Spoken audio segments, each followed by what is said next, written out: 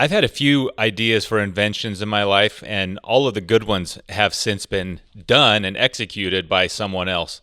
The first one, and the one that I'm the most proud of, and I don't know how well it's been executed, but it occurred to me that the water that fills up the back of a toilet, so you flush the toilet and it starts filling up that tank again, is kind of a waste because it's clean water when it goes in and you would never touch it when it goes out. So I had this idea for a toilet tank that kind of had a sink built into it.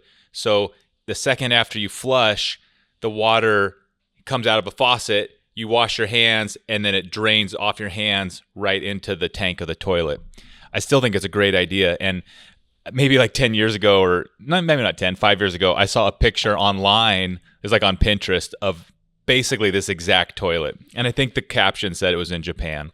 So it's been done. In fact, I should look up and see if that ever got any traction, but seems like a way more efficient way to do toilet water. And the other idea was when cell phones first came out, I had an idea for a website that was basically just a place where people shared photography, but only with the cell phone. And that's not really an invention, but that's kind of what Instagram became. Of course, I didn't visualize all of like the commenting and linking up with friends. Although that was a part of what I was imagining, was like if you had a website where the rules were your best photography with pictures to share with your friends. So, anyways, we're talking to Bob May today, who has a tool that he's developed and is selling now. And so this is kind of one of the themes of this conversation is having ideas, bringing them to market, and some of the challenges that go into that. The tool is the skate plate, which we've done a video about before on our channel, and it's showed up in some Instagram posts from time to time. It's kind of like a shoe that goes on your skill saw, and you slide your circular saw, your skill saw in, and it creates like a rip fence, so you can get perfect cuts by having a fence to drag your saw along. Really clever idea, really great tool. It works well. And when I was at World of Concrete a couple weeks ago, I walked past this booth and I kind of recognized the black and orange looking logo and said skate plate, and looked at the table, and sure enough, we had emailed when he sent us this tool. So it's kind of a friendly face. He knew who we were and turned out to just be a really terrific guy. And I really was excited to meet him, and this conversation that we have that you're about to listen to echoes that. So I hope you enjoy. The first part of it was really exciting for me because it turns out he lived in Russia for like 12 years as a diplomat, right at the end of at the collapse of the end of the Soviet Union. And we only talk about that for a few minutes, but that is such a fascinating piece of history in the world that it's something anytime someone has some insight or some experience with it, I love hearing it, and this guy certainly did. So I hope you enjoy this discussion. This is Bob May of Skate Plate, and we're talking about his tool. We're talking about creating new products. We're talking about some of the challenges that it takes to bring a product to market. And if any of these things are of interest to you, you are going to love this discussion. So let's get into it.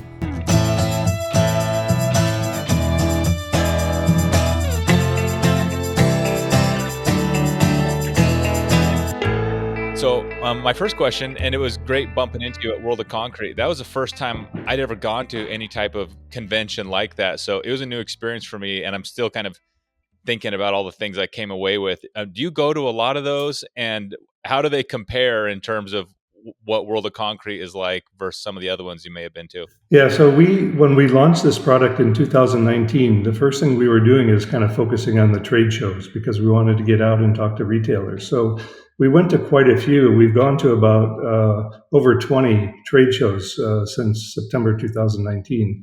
And what I can tell you for sure, that this World of Concrete, this is one of the top shows you'll ever go to. I mean, it's very, unfortunately right now, it's not as international as usual, but this thing is really a big international show. So you get people from all over the world that come here, and it's always in January, that first week.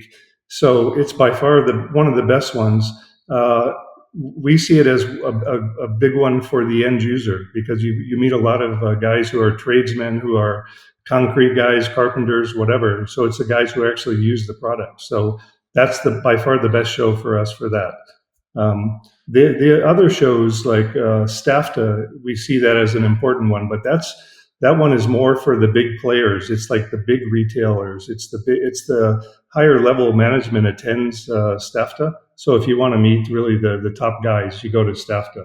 So STAFTA for the top guys, World of Concrete for the end users. And then we've tried other ones like Orgill and Do It Best and True Value and on and on. And Orgill is by far the biggest one out of those. And that's the direct to retail. So there you're meeting thousands of retail stores from across the United States and Canada. So the, Oh, interesting. So that actually answers kind of my question. And at World of Concrete, well, the whole time I was there, I was kind of thinking like, who are all these people walking around, and who's like the most important people? In other words, is it for are all of these exhibitors trying to do business with each other, or is it the people walking around who are going to buy equipment? And so you're saying World of Concrete, it really is kind of focused around the end users, exactly. so the actual kind of tradesmen Exactly. getting their hands on the equipment and such. Yeah, they love it because they come there, they're looking for what's coming out new. And I mean, and just seeing, because everyone who exhibits there, they're coming out with their latest version, even the big players like the power tool manufacturers, they tend to launch or show, display their Huh. new circular saw or something like that. Plus, so many, I mean, everything's evolving so quickly that on tools, you keep seeing every year they have to come up with something different because it's very competitive. So it's, I know. I almost felt bad for him. Like when I was outside at the Makita and Milwaukee and Bosch, all these huge companies, all of their tools are amazing and like just, lights out, like power and everything. yes. And the consumer, like me, can go in there and be like, I don't know. They say 2 more volts over at Makita, so like Yeah, almost like choosy beggars, it's like true. when all of them are so amazing. And then that's pretty interesting. Every year, or certainly every few years, they just got to keep pushing it harder and harder. That's Yeah, amazing. and it's great for the end user because the quality, the speed, everything is just improving every year. But I think at some point, if you're a circular saw manufacturer, I'm not sure what more you can do besides boost up. I mean, they went from corded to cordless, and now you're going from Yeah, 18 volt to then it's 32, now it's 40, and so right. what next? So Yeah, exactly. Because like with cell phones and technology, they're always okay, like, well, we can cut weight and make it smaller, but you don't really want your circular saw being a whole lot smaller, and you need some amount of weight in order to have the inertia you need to make it safe. And like you said, already on like the cordless one that we have, Skill sent us one a couple years ago. mhm. The battery lasts all day long. And granted, we're not like making cuts with it all day long, but still, like the battery life is not a problem. So I don't know. Yeah, it's a tall order to improve on them. Although they're doing it. They're In doing fact, when it. we talked to the Makita guy, he pointed out exactly what they did that made the new one better.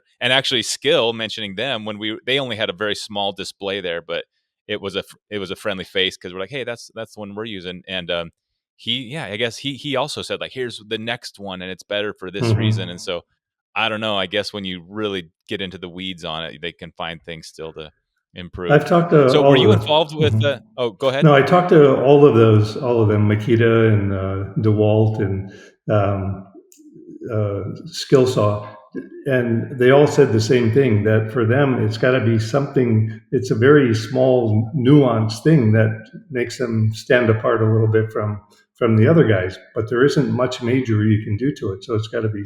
It's always something little, but it has an impact. So kind of interesting. Yeah. Yeah. Were you involved with tools and on all this in this world before you got involved with the skate plate? Or well, I guess what's your background is the question. What's your career been like up till this point? Well, the I'd say the most recent part of my career, I kind of keep reinventing myself every like 5 6 years, doing something different. So I was building some houses in California for several years. I built 4 houses, but before that, I actually lived overseas for 22 years. So I lived kind of all Oh over the wow. world, and I was focused on international business. And when the Soviet Union dissolved back in the early 90s, I started working for a Department of Commerce, and I was sent to St. Petersburg, Russia, as a diplomat. to help American companies deal with this new market that just opened up. 130 million consumers, and they didn't have the first clue. Like, what do we do? How do we get in there? Who do we meet? How do you do business in Russia? So I went over there for that. Holy So smokes! What yeah, I imagine that part of Russia's history as just this wild, new kind of lawless, not lawless, but a Wild West. Is that how it was, or very what was much. it like in those It years? was the Wild East, and it was kind of, Yeah. it felt a little bit like Disneyland in a way, because you have all these incredible Soviet Russian style buildings and structures, and the Soviet system was collapsing, but they didn't really have the new one yet. So it was kind of like this gray area, and kind of anything went at that point. So it really was pretty wild at that time. Were the people like anxious to? I don't know if you were speaking with the people per se, but like were the Russians of that time, whatever, 1989, like happy to take help from Americans, like their Cold War enemy, and be like, okay, yeah, show us how you guys do it, or was it did they have to kind of figure out their own way to do it? In other words, I imagine they weren't exactly like, great, now we are now the West, and we're going to do things exactly like our mortal Hmm. enemy did, and so show us how it's done. So what was that like? Like, how did they? In what way were they, or how open were they to outside It was a real help? mixture, because, I mean, first of all, they didn't really have access to consumer goods like during the Soviet times. It just wasn't available. So all of a sudden, they had access to all these things that we had. It's just part of our day to day living. So for the average guy on the street, it was pretty exciting that all of a sudden they can buy things they couldn't buy before.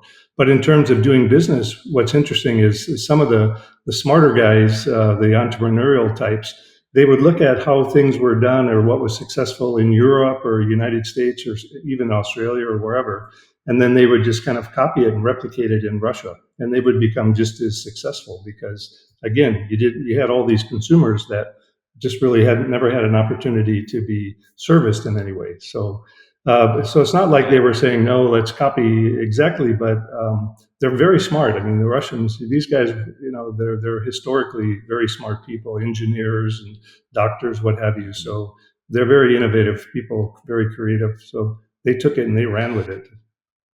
Yeah, and I've only known a handful of Russians, but one of them I knew really well, and he and I had a business together and did a lot of deals, and his just instincts for, I say business, but in every regard, in every aspect of business, from negotiating and just kind of sensing opportunities. I guess there's like a street smart kind of element would be the best way to describe Yes. it. That makes perfect sense. And he was describing when he was a kid in Russia how it's because that's how everybody lived. Like you Hmm. couldn't count on the delivery, like whatever your if you had a reservation to get a plumber to your house or whatever, like you just knew it wasn't happening, Right. so you had to solve the problem on yourself. It's almost counterintuitive that they trained themselves to solve a lot of these Yeah. A lot of do it problems yourselfers. outside of a lot of do-it-yourselfers Yeah. and like fixing things, with just bare bones parts and It stuff. was really big Huh. on the barter system, because they really didn't have credit there before. When it was Soviet Union, you couldn't go and use a credit card; they just didn't exist. So it was all cash. So what everything was barter. You have this, I have this, so let's trade. Now you have a car part, and I've got lumber that I needed. So the whole society kind of operated like that.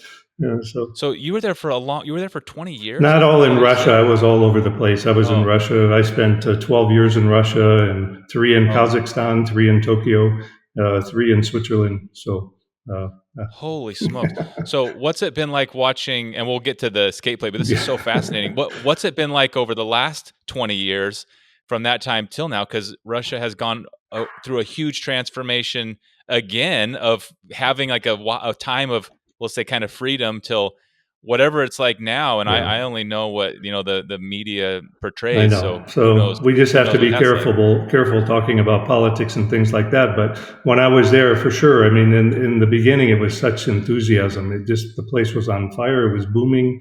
Yeah. Companies that came over. I mean, by the time you get across these 11 time zones to, you start your business in Moscow and slowly work through these regions to get to the Yeah. eastern part. I mean, the growth was just phenomenal.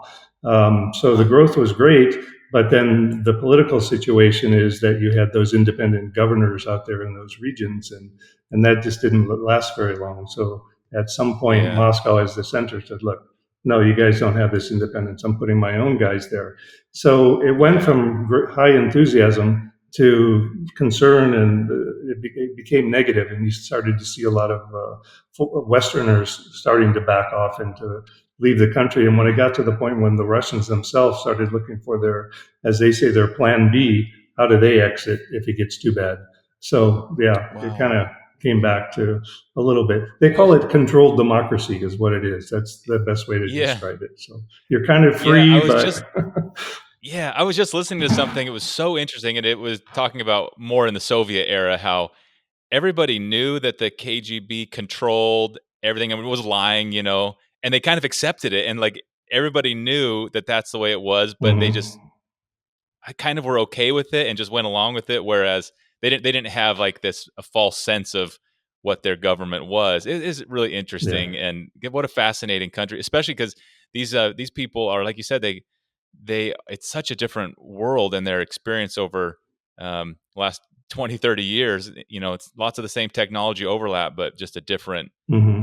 reality. Well, There, so what happened from there? Because you're now in this tool world, yeah. so maybe kind of bridge the gap there for Yeah. me. So what happened after all that time overseas? And it's not easy living and doing business in the Soviet Union or Russia or any of those countries. It kind of wears on you after a while, and you start to think like it's a reality when you know it isn't. And I Mhm. felt like it's time to come back to the States. I got to get grounded again.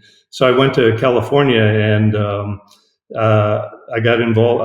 I found a place that I was going to buy to renovate, but I ended up tearing it down and kind of building a brand new home.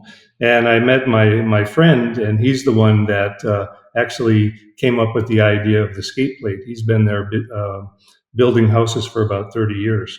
So anyway, we worked together. I built a couple more houses there. He can continue to build, and we decided to let's revive this the skate plate. So So reviving. So he had kind of put it together to some extent, and then did you what did you do when you showed right. up? Did you kind of So redo it a little bit, or was yeah. it just more like getting the sales, No, no, in a caught up? big way because the way he did it before on the West Coast is predominantly worm drive saws, and Yeah.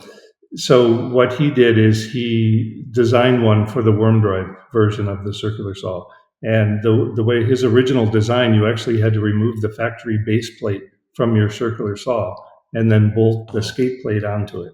And Oh. so it was much more work to kind of get it going. And then it became kind of permanent because it was on your saw. And it would take another 15 minutes to remove it and put your old plate on. So it kind of, And you lose the old one yeah, and anyways. you lose or break the old one anyway. So, so they did that, and the other thing is they were trying to produce it in the states, and they came to the conclusion that the cost it was just a little bit too tough to keep the pricing down because of the cost of Mhm. labor to do it. So they had some early success. I mean, they sold it for about 3 years, but again, it was primarily on the West Coast, and Hmm. they didn't have a Sidewinder version, and 95% of the circular saw market is Sidewinder. So you have this plate that fits 5% of the market. So they were kind of fighting against themselves over time. They showed it to the big box stores, and they said, "Yeah, it looks great, but it's only 5% of the market, so it's not so super Yeah. interesting." So it eventually kind of just dissolved. They just didn't keep putting more money in, and it sat for 4 years. Yeah.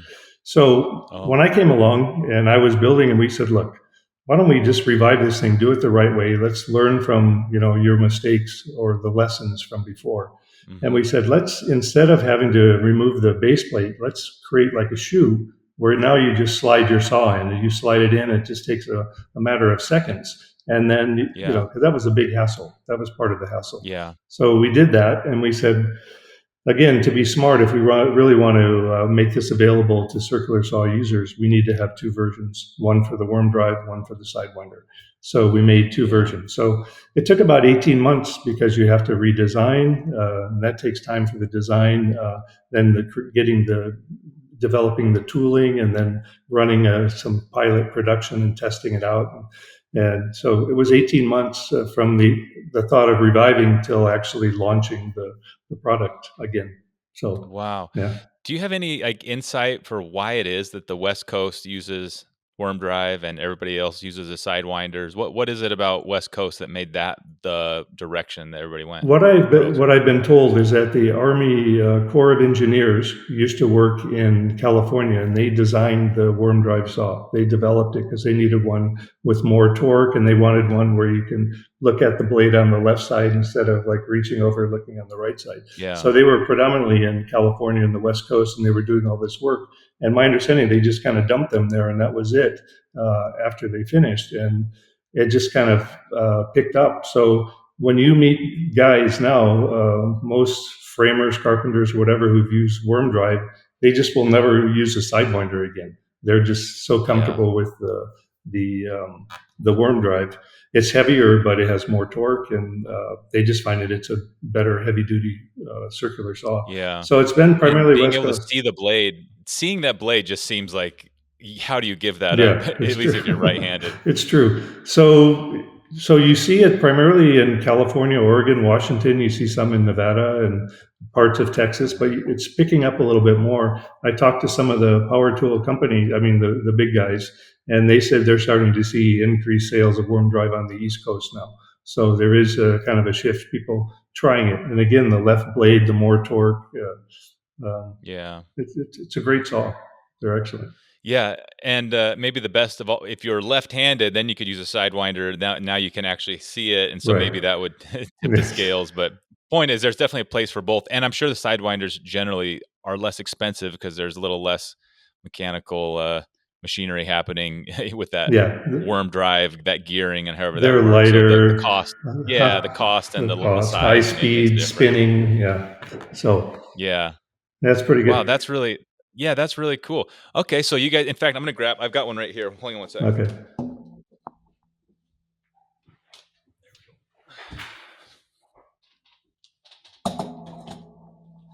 We are a video, or it's audio primarily, but I know some guys are looking on our Hmm. video. So it showed up in a video once, but here it is. Like you said, it's a shoe that the saw slides in.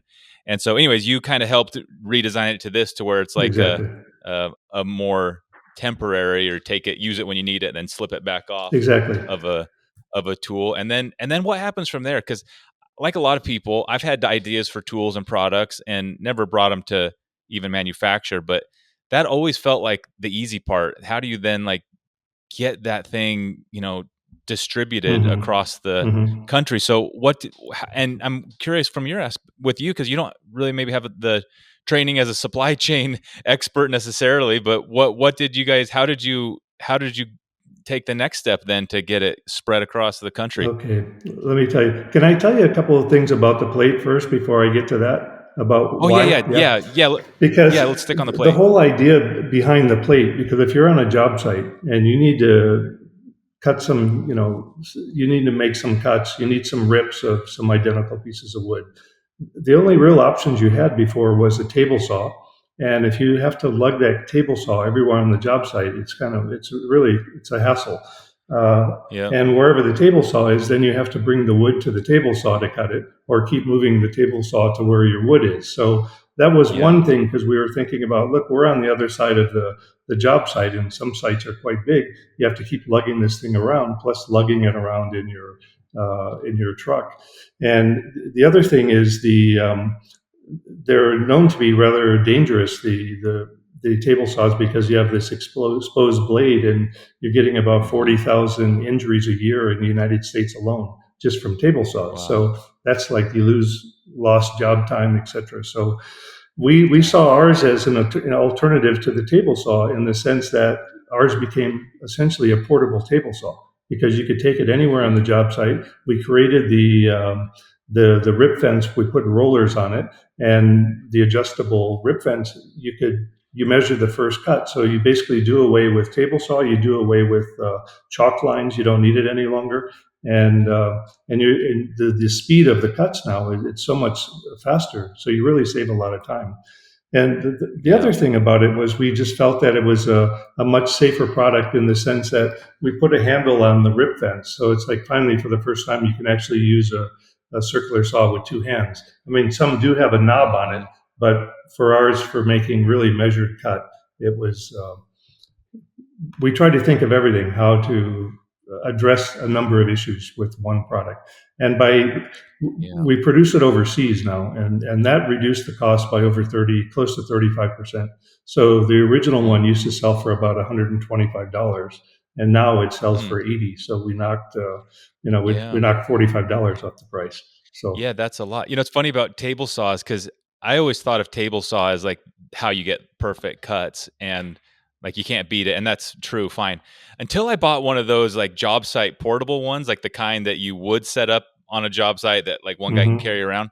And if you ever tried to cut like a 3/4 inch piece of plywood or like do a big rip on one of those small saws, it's easier said than done to get a perfect cut because sometimes the plywood is so big and the saw, unless you have a saw that's like heavy and has some mass, you can't just like Can't maneuver. run your you can't just run your plywood across it. You got to get a bunch of help. And so when I was using this one, I was just, and I've got a table saw in my shop now too, but a lot of times it's just not only is it easier, but it's just as accurate for the types of, I'm not doing cabinets, but for the types of stuff I was doing, I was like, oh man, this is not only faster and easier, but it's just as good as Mhm.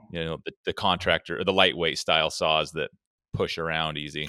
So, how do you build a business around a new product, and how do you get people to know about it? And it's, I'm telling you, it's not easy. It's very, very hard because um, the first place you go to talk about, hey, we have this great product, we'd like you guys to carry it. And the first question they ask is, well, who's selling it now? And then you have to say, well, Mm, actually, you're going to be the first one. And they're like, I don't know if I want to take that yeah. chance or not. So that's why we focused on trade shows for the first 4 months. We really wanted to get out because if we could demo it in front of retailers, that was key. So going to those trade shows, the first one when we launched it, I mean, we actually won that Pro Tool Innovation Award when we launched it in September 2019. That was at an Orgill trade show in Chicago, and we had great sales. So a lot of retailers, when they see it, they're like, "Wow, this is actually pretty cool. We haven't seen anything like this before." And so we managed to get into about 50 stores just like that, just from 2 days in the trade show. So we went to Mm, another one and another one. So it just kept building. And once it helps to build the story because we can now talk about where we are and who's picked us yeah. up. So the challenging part dealing with not retail, but a lot of the retailers buy through wholesalers. They buy through the True Values or the Do It Best or the Orgills, and Mm, they they attend those shows to buy essentially. So going to them directly is a little bit harder. So they all come to the show. That gives us the opportunity, and it's perfect. The challenge we had is 6 months after we launched, when we were just starting to really take off from these shows, is when COVID hit, and all of a sudden there were no mm, more trade shows, and we're like, okay, now yeah. what do we do? Everything's, Yep. you can't even show it, we can't demo it, we can't go in front of people, can't even go into stores Yeah. because a lot of them closed. So as a new company, we're already 2 years into it, and we kind of hit this wall.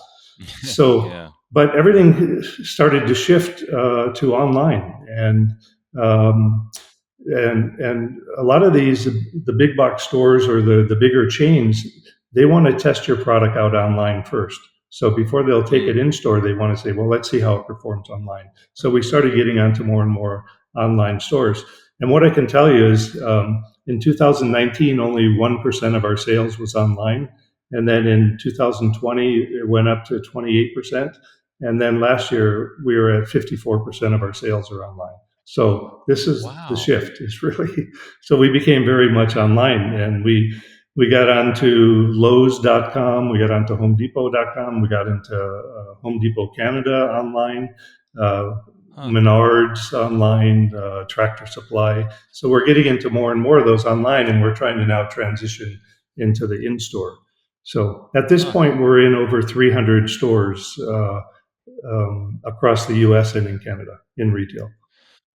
Wow. So it becomes like you've got kind of two separate sales that you probably, I'll say like presentations that you have down. One for like explaining the tool, and then you probably have a whole nother one for these retailer people because I've never really thought about. Actually, I thought about it at this trade show because at World of Concrete because a couple of people were talking about white cap, and that they were there.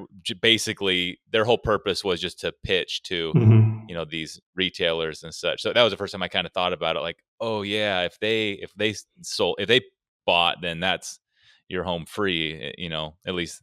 So, anyways, that's pretty interesting strategy. You just kind of get the start that way, but with the online now, you're able to, I don't know, Well, the thing with have a online, test drive with it. the challenge with online is that generally the end user should have some awareness of the product, because if they've never heard of it, they're not going to go searching for it. So that's the challenge.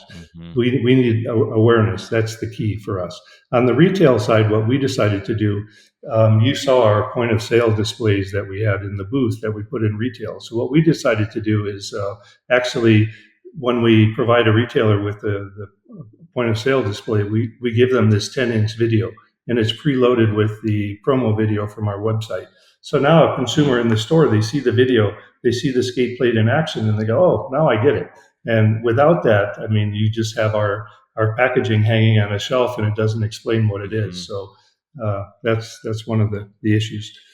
And then as Yeah, yeah, that's cool. and then I have fun. uh, It's when I was thinking about the tool, and there's some tools that you see them, and it seems so obvious that you kind of assume that you've seen it before, that you've used it before. And I remember with the skate plate, when I saw it, I thought that my dad used to have one or something. I remember thinking like, "Oh yeah," but what I was doing was just remembering how he would often just build little jigs hmm and clamp a straight edge and yeah, all that, which is kind of same. And I was combining that with the fact that he would sometimes like cover the bottom of his saw with tape or something just to protect if it's a nice right, surface. right. These two separate things. And when you see a tool that's a good idea, you're like, oh yeah, of course that's been around forever. Yeah, And for then, sure.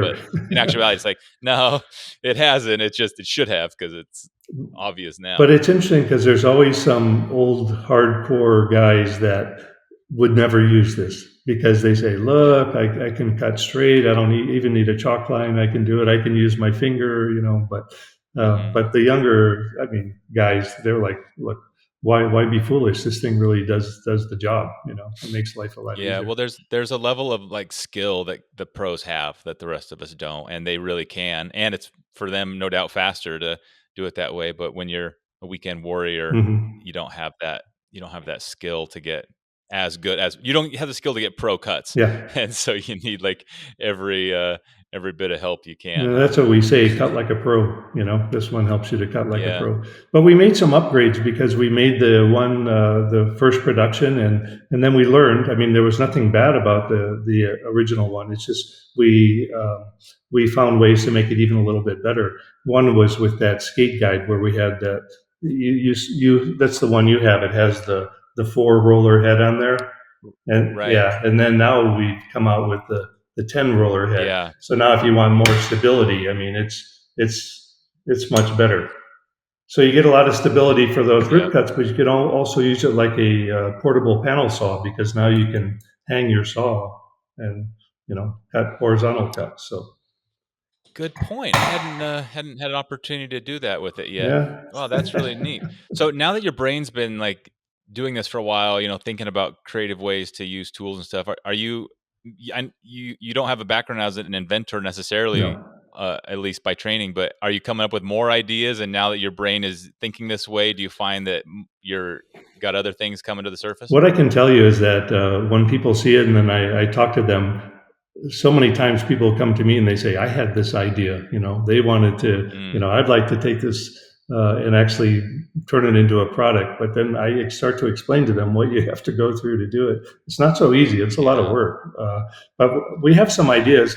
One of the kind of the easy low hanging fruit is our plate is designed for the 7 1/4 inch saw, and it fits about Hmm. 95% of them, which is pretty good, almost all of them. So, and it fits a couple of the 6.5 inch, but we get requests sometimes like, hey, will you fit the 10 1/4 inch? Can you fit this, Oh, 15 or the 16 and 5/16, the bigger saws. So for us hmm, would be to make like another generation for larger saws and then also for smaller saws. That would probably be yeah. the first thing. The other thing is talking to consumers. They're saying, listen, we want to cut the 4x8 sheet, and your rip fence is only good for 12 or 13 inch cuts. So that's why we made that the Skate Guidezilla. You saw that one. I mean, there's Yep. nothing like that Yep. on the market. You can cut 20 up to Yeah. a 26, 27-inch cut. So, uh, Yeah. Do you so have anybody using it for granite slabs? I oh, know the sure. water, the H2O one is another. Do you have guys like fabricating granite with it? Here's a spoiler alert for our viewers. I've got a friend with a granite shop, and he told me a few years ago, just kind of casually, he's like, he's big. He's got this big business. He's like, yeah, people could do their own granite. It's not that hard, and like DIY your own granite slabs. And I was like, what? How is that even possible? I haven't got the whole story, but I'm going to be filming this guy in the next couple Hmm. months, and I'm going to ask him about that. But anyways, when I saw your the skate plate and the water Yeah, the jet H2O, H2O. Yeah, the I was H2O. kind of like, oh yeah, if you don't have a granite saw, which nobody does, $100,000, you could probably get a pretty good countertop quality cut, straight line, right, with one of these. So Yeah, and that's you exactly. got guys doing that? Yeah, that was the other thing because at the job site, well, one of the issues was control joints after had poured concrete and you need to run these control joints, and you always saw two guys doing it. One guy was cutting, and the other guy was holding the hose or squirting the water bottle to reduce the dust. Yeah. And it's like this is ridiculous. That's why we came up with this. That's why we came up with the attachment to the skate plate. It's the H2O water kit, and the greatest thing is it attaches to a common garden hose. So it completely Yeah. reduces the dust and you don't need the second guy. And so, Yeah. so that's where that came from. So, and that World of Concrete is pretty popular. So we were pretty happy about that. We had pretty good sales Yeah. there. So, This like a I need to talk to an electrician about this, but every time I've done that, spray a hose next to my skill saw, if I'm cutting block or whatever, right.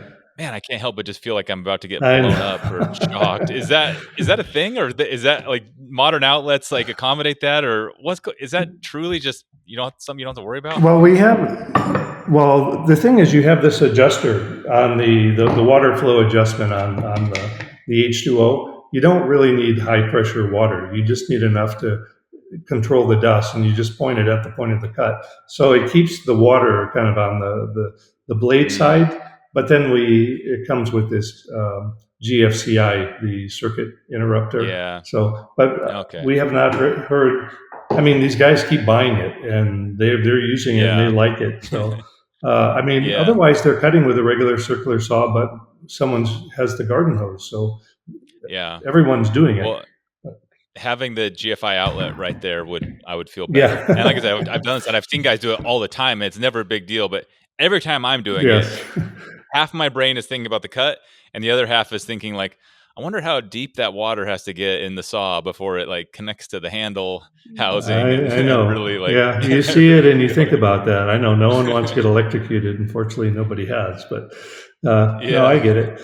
So, yeah, we're pretty proud where we're at now. I mean, we made it through the worst part of the COVID, and now the sales are picking up again. We're getting more awareness, and as guys like you that yeah. help out anytime we can talk about the product, this is really helpful for us. We appreciate it very much. Yeah. So. Oh, yeah, it's great.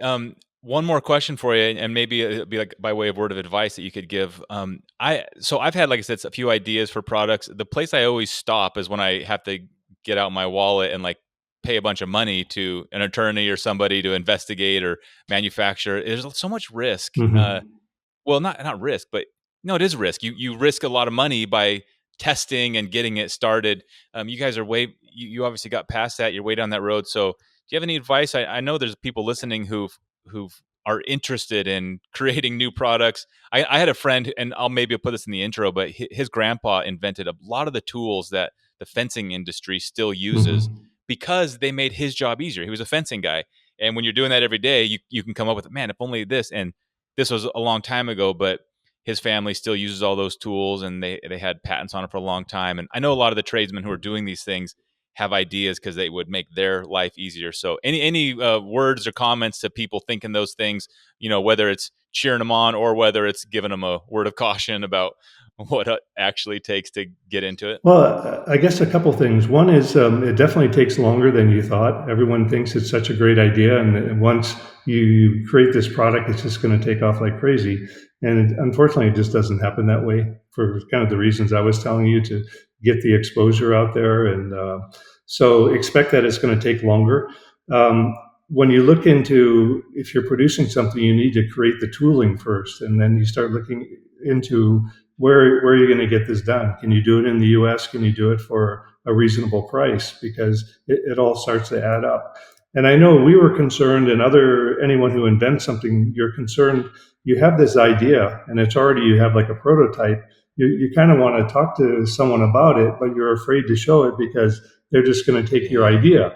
And so then that's where those patents come in. But the patent, we spent a lot of money on patents. We probably spent about $80,000 on patents. I mean, that's how Jeez. crazy it gets. Wow. So because you have to pay the maintenance on them, you have to pay the lawyers to draw them up and everything. But what we looked at on our particular product, we thought about where's the market. And for circular saws, the US is the market. We hit over 50% of the global market is right here in the US. So that means you really don't Wow. have to go anywhere else. If you can capture a good percent of the US market, you're in great shape. And another 10% is Canada, and it's easy to go, Yeah. for them to buy or whatever. So we looked at markets where circular saws are predominant. So over 50% here, another 10% in Canada, and Australia and New Zealand actually is another 10%. They build a lot out of wood, whereas Europe it's Hmm. mostly brick that they're using when they're building. But Right. we put patents in places where we felt we could enforce them, and we felt pretty comfortable that if someone violates our patent here in the states, we're not too concerned because we can enforce it. And in here, there's good judicial systems to handle that because people Yeah. will say all the time, yeah, but in China, someone's just going to make this product, and we don't care. Let them make it in China, but they're not going to sell Yeah. it here. We're going to stop them. So I Yeah. wouldn't discourage anyone from going forward with their ideas because they probably have a great idea that a lot of people thought this makes so much sense. But just to know that it's going to cost some money and it's going to take longer than you thought. We're 4 years into Well, this now, since we from yeah. idea to where we are now. It's 4 years. So. Yeah, wow, that's amazing. That's so helpful. Even just saying, $80,000 in legal fee right there, that's like a that helps people like decide really quickly whether how bad they want to like attempt Well, that's their because we have idea. international patents. So we have them in Canada, Yeah. we have them in Australia, New Zealand, and Europe. So we patented it in many places. But We had a guy on who made a concrete mixer, really clever, kind of just works by gravity, like rocking it back and forth. I don't know how much he spent on his patents, but it took him like 3 or 4 tries of mhm, like getting rejected. It just low in the US, and oh man, it's just I don't know, it's a testament to like not giving up and taking risk. I was thinking like, geez, that's like a casino, like rolling the dice. Like you pay the money, you submit this mhm. packet, and it's like a coin toss Yes. whether they're gonna give it. In fact, that happened to us with our copyright, and this is a much smaller amount of money, but we spent several $1,000s on Essential Craftsman copyrights because Mhm, at the time we were kind of thinking like, well, maybe we'll make some tools that have our logo stamped on them, and so they want to mhm. know like what exact kind of tools are you going to make, and Right. then they decide whether they'll grant you that. And we spent a bunch of money trying to get those just copyrights, and they came back and they're like, nope. And Yeah. the attorney was kind of like, okay, they said no. If you'd like to spend another, I can't remember, like $3,000, then we could try this angle. Right. And that was already our second. So I was like tapping. I was like, I'm done. We'll just make videos. That's what we So found because when we submitted ours, then next thing you know, the patent inspector they send you back this long report and they say, well, somebody else had a patent for that part of your product. Someone else had one kind of fundamental on this one. So what makes yours different from them that you're not copying theirs? And you yeah, go through that, and yeah, you have to pay the lawyer to do it. You're not going to go in yourself, and all the diagrams and everything that has to be drawn up. So yeah, that's a yeah, hassle for sure, So, but we, yeah. Well, yeah. So, I've got a bunch of not a bunch, a decent amount of footage of using our skate plate that you sent us. So we'll lay that over this interview, and probably I don't know, maybe in the next year or so we'll get it back and get a real video kind of going up. We talked about it, and viewers, I'll link to this as well. With my dad show and telling it, his reaction was basically what you said, which is like, this is great for if you are not a pro. And what I was thinking about on like a job site, if you have a kid who's new, who's not a pro yet, but if you're like the foreman, you don't want him to mess up, and you can say, make me like 12 rips. You just Hmm. set him up, and man, you got like a level of quality control. So even in a pro, even like on a pro job site, there's probably a spot for it, even just to keep your employees from getting too squirrely, or at least the new guy. Well, you'll save a lot of time, that's for sure. I mean, you really will save a lot Yeah. of time. It's very portable. So that's what we see. We had one video where we were ripping a 4x8 sheet into 12-inch sections, and we timed it, and it Mhm. was 24 seconds to do that. I mean, that's how much Yeah. time you save, and they're all identical cuts. So, Yeah, I mean, that's what I used it for. I was ripping plywood to sandwich them and make this beam out of some like 2x10s, and so that's exactly the use I did. Is like, I know each one of these needs to be 9.5 inches, whatever, and it's just boom, boom, boom, boom, just went right through it, and it was it not only was it fast, but they came out just like yeah, exactly. straight, and it was really nice. Well, hey Bob, this is great. Thanks for sharing. It was a pleasure meeting you, and You we will too. put some of that footage up, and hopefully here before too long we'll have another chance to really show and tell it. And I'm really proud of you guys for getting it to this point. It just seems like a great idea, and that's had great execution. And who knows, maybe it'll just kind of keep rolling out till it's hanging on the That shelf everyone at has every. one at some Yeah. point. Let me ask you something, Yeah. but maybe this is not appropriate. But if I wanted to give offer a discount code or something like that, do you do that on these podcasts, or it's not? Oh, actually, yeah, we sure do. We will put that in the link. What about? Well, you tell me. Maybe the code. What would the code We be, would or put should I? like podcast 15, and that'll Okay, give them a let's do it. 15% discount. They go on skateplate.com and they get a 15% discount. And Hey, that's a great And idea. the other thing is, we can, for you, I mean, we can say, like, we'll give you $5 for every sale, and we donate it to whatever charity you want it to go to. Oh, that's cool. Okay, You're up for well, that? let's set something like that up. Yeah, we're a big fan of the Mike Rose Foundation for getting the trades, getting people in the trades. But we can sort that out. Yeah. I'll put that link, podcast 15, in the description. And I think I told you at that show, but we are building out we're improving our membership site. Right now we have a membership site for people who are our donors and patrons, Hmm. but we're making that whole experience better for those folks who've really kept us in business. And if you don't mind, maybe we'll keep that discount code in Sure. there kind of permanently for those Absolutely. folks Yeah. as well, Yeah. as a perk for them. Okay, well, hey, I can't thank you enough. Thanks for taking the time. It was a pleasure, and we will talk again one of these days. Thanks so much, Nate. Really great talking to you. I appreciate it. Take care.